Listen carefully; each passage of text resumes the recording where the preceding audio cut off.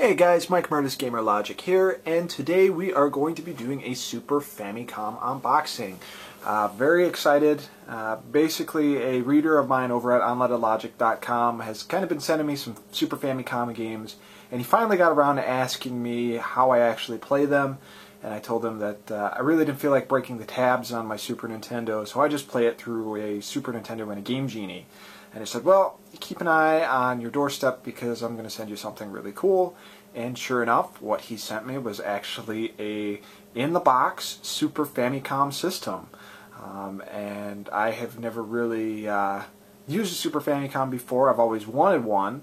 But anytime I've been to conventions or I looked on eBay, they've always been really, really pricey, either due to a local US seller just jacking up the price on it, or the high cost for Japanese shipping.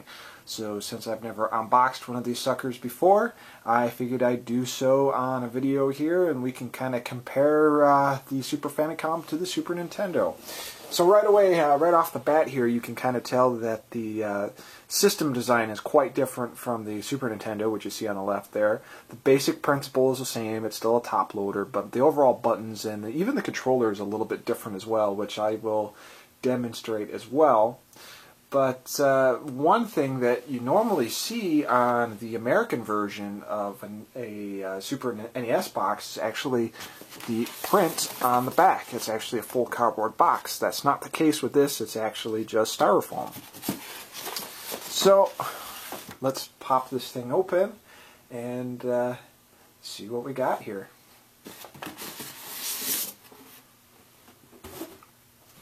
Very, very cool. So this is the Nintendo Super Famicom system. Very cool. Again, very similar to the American Super Nintendo, but obviously the Japanese version had a couple of differences in design. The carts obviously are a little bit different. The difference between the buttons here, where we have the buttons where we go and push them up or down to do the preferred action. The Super Famicom, it is the same for the power button, but the reset button is actually a normal push button, and the eject button is pretty much the same, though it is kind of swapped around a little bit for the Super Famicom compared to the NES version.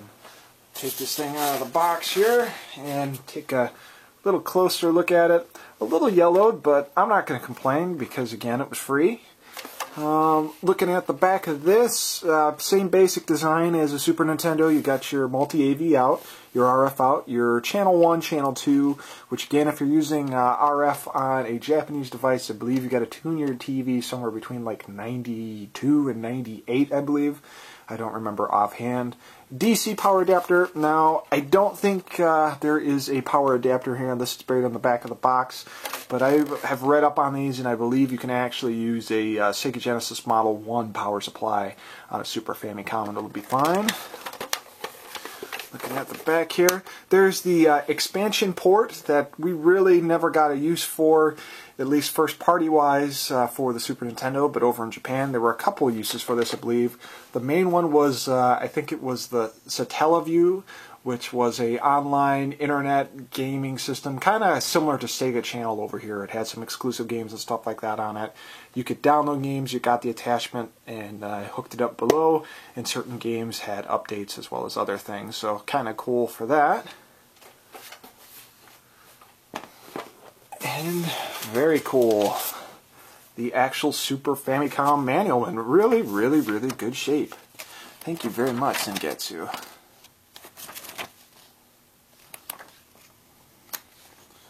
Nice. Now here's one thing that I always thought was interesting about the Super Famicom. The Super Nintendo here in America, the top two buttons are concave, where the Japanese buttons are actually still the, there's no indentation in the top two buttons. They're all the same. And the colors are actually different as well. The Nintendo only really has the gray and the blue, where this one has a different color button for each one. And to kind of show you more of a physical difference here, grab an actual Super Nintendo controller. Just unwind this bad boy here.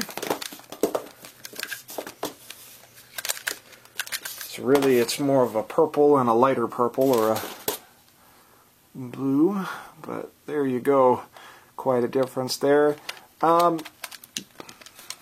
know, I really don't feel much of a difference between that and the Super Famicom controller, but it looks like the controllers are a little shorter again, which, like the Famicom, it had very short controls because the TV was more located closer to the console, which is kind of interesting. Definitely, again, there's no power supply to this, so again, you can just use a Sega Genesis Model 1 to power that. That's not an issue. And let's just kind of take more of a side-by-side look here with the Super Nintendo and the Super Famicom. Yeah, very nice.